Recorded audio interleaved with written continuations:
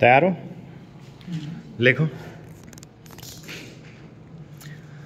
उपाध्यक्ष महोदय, वित्त मंत्री को देश की आर्थिक स्थिति और निर्धनता के संबंध में जितनी जानकारी प्राप्त होती है उतनी किसी अन्य मंत्री को संभव नहीं होती।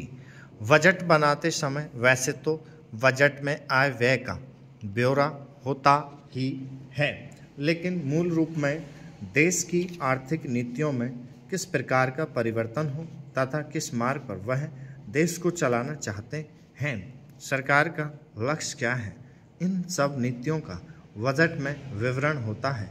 हमारे वित्त मंत्री चाहे जिस पद पर भी रहे हों, चाहे वे मुख्यमंत्री रहे हों या केंद्रीय सरकार में रहे हों, उन्होंने शानदार काम किया।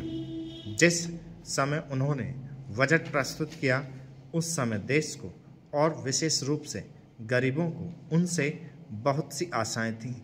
देश में लगभग 6 लाख गांव हैं, उनमें जो बेरोजगारी है, गरीबी है, उसके संबंध में देश की जनता को उनसे बड़ी आशाएं थीं और जनता देखना चाहती थी कि इस अवसर पर सरकारी नीतियों के द्वारा देश को वे क्या मार्गदर्शन देना चाहते हैं। इस दृष्टि से 3 महत्वपूर्ण बातें इस समय देश के सामने थीं। देश का आर्थिक विकास तेजी से हो, अधिक लोगों को काम मिल सके और मूल्यों में स्थिरता आए।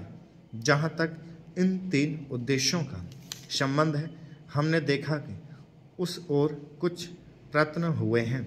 विशेष रूप से गरीबी हटाओ के संबंध में इस देश में जो चर्चा चल रही है, इस बजट में कुछ सीमा तक उसका उल्लेख मिलता है, क्योंकि जितने भी प्रत्यक्ष कर लगे हैं वे ज़्यादातर धनी लोगों पर और विशेष रूप से शहर के लोगों पर लगाए गए हैं।